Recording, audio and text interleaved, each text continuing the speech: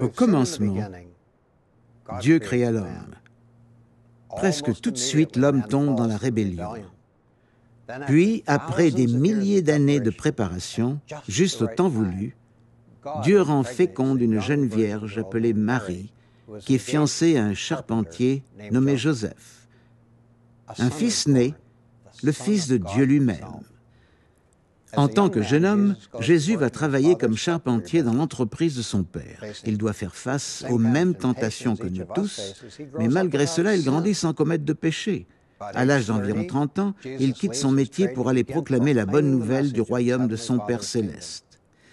Des dizaines de milliers de gens le suivent.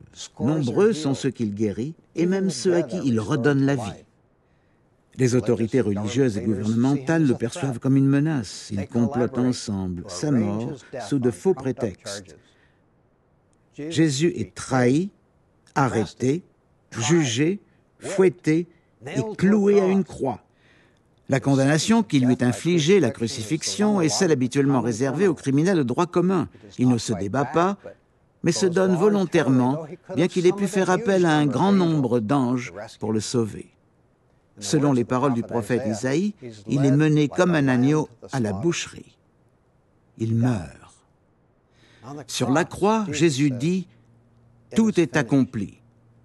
C'est le moment le plus dramatique de toute l'histoire, car Jésus ne fait pas seulement allusion à sa propre vie, mais à celui du problème du péché. Jésus est devenu le remède envoyé par Dieu.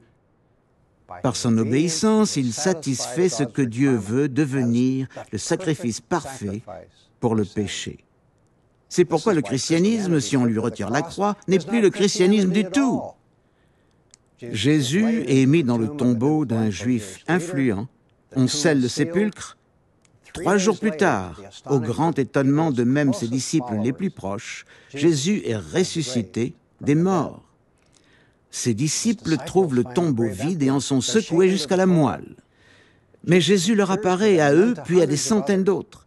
Il les réconforte et les rassure en affirmant que ces événements incroyables sont au cœur même du plan de Dieu. Après 40 jours, il remonte au ciel où il est réuni avec Dieu, son Père.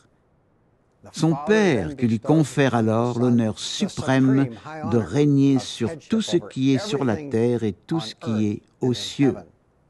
Jésus devient donc à la fois Seigneur et Christ, ce qu'il est encore aujourd'hui. Seigneur fait référence à son autorité. Christ fait référence au pouvoir qu'il a maintenant de sauver. Lui et lui seul devient le sauveur de l'humanité. Depuis cette position élevée, Jésus nous invite à devenir ses disciples, à être de nouvelles créatures. Qui ne trouverait pas cela totalement stupéfiant? Je ne suis pas sûr que l'esprit humain puisse le saisir tout à fait. Quel genre d'amour est-ce donc?